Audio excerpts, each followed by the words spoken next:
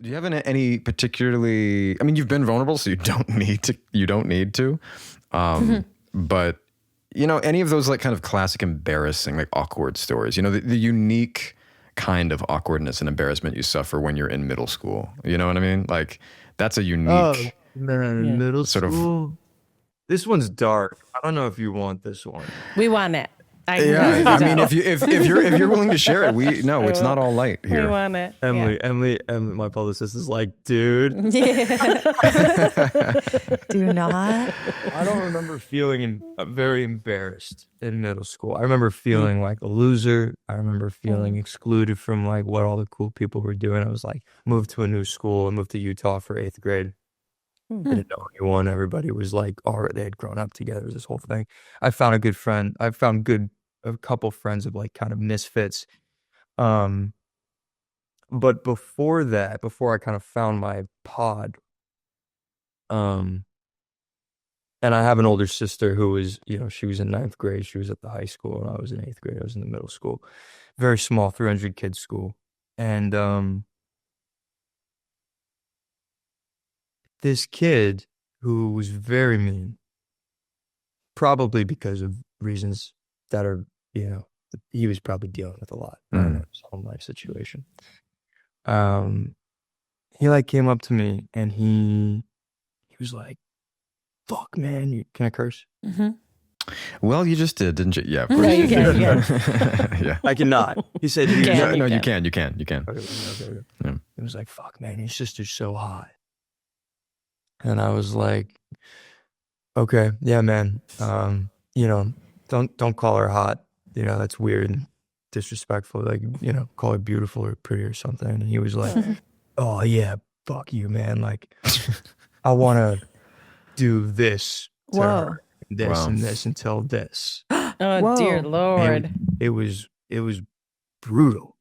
Yeah. And I no kid had ever said something like that to me about my sister, something like that to me about anything. It was,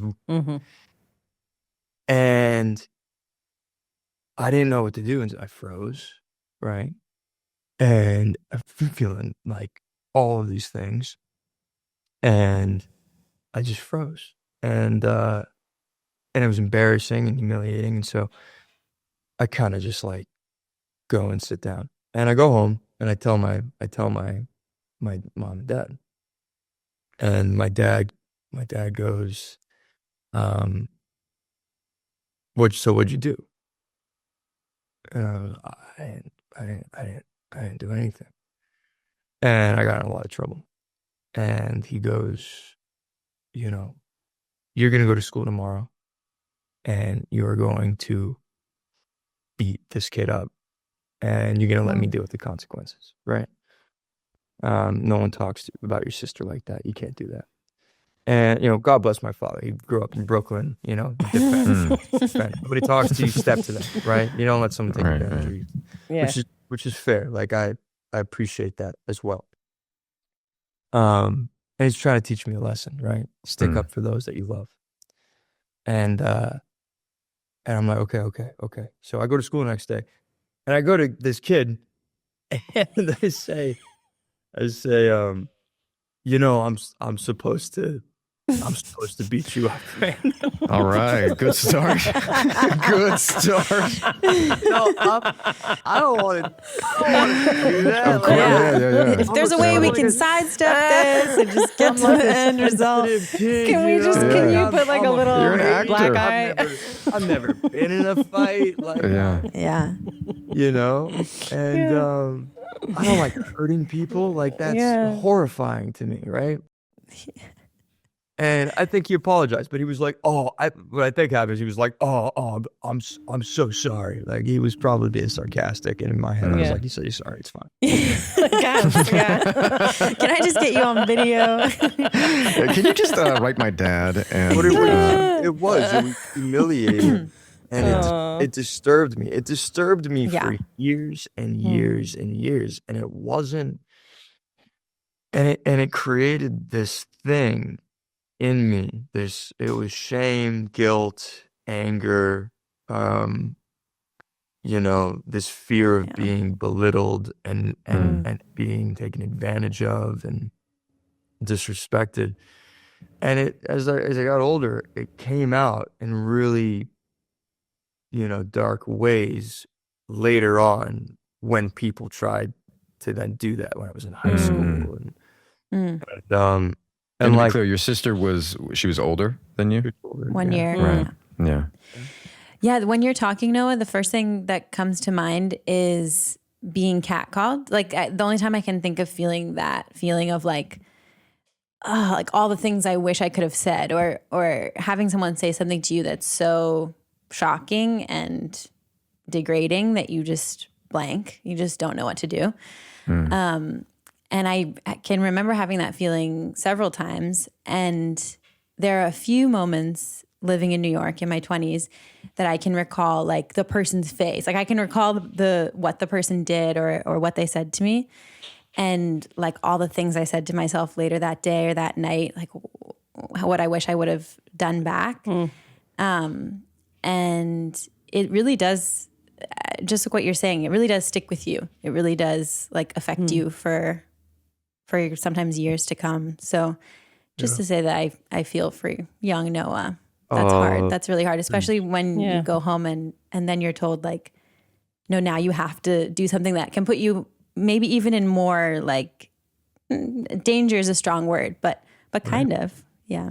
I had some kid later on in high school spit his gum in my face, and I did what I was supposed to do, and it was brutal and just as terrifying. And like the 13-year-old kid that did nothing took revenge, when I was 15 or 16 it happened, and luckily there was no lasting damage, like true damage, but it was brutal and scary and terrible. And so it was a quite humiliating experience, but I think that it taught me. So like I'm so happy to have had all of those experiences now as an adult, right? Where you get to kind of champion that kid and be like, now's probably not the time to be aggressive or to be violent. You can deal with these things in other ways and whatnot. So this makes me think of what might also be a useful segue into like your career. And I laud this. I think it's great. Dignified, honorable, like just how sensitive you are, and how much you feel, as you said, I think like the horror of violence, depicting violence. Our industry tends to cast quite sensitive people to be the complex, insensitive person, or rather, maybe I shouldn't say insensitive, but violence is interesting because the way that it looks on camera is so different from the way that it happens in real life. But I think you balance and ground the character of Owen in The Recruit really well with those intrinsic qualities that you've got. I'm like thinking of the finale of season 1. There's so many things tonally happening, as is common in a lot of shows now. It's like there's mortal stakes. There's like comedy to keep it light. There's action. And, you're sort of like reenacting tragedy and trauma constantly. And I'm curious like about some of those more intense moments. Was The Recruit certainly, I think it was the first time you'd done something that intense, right?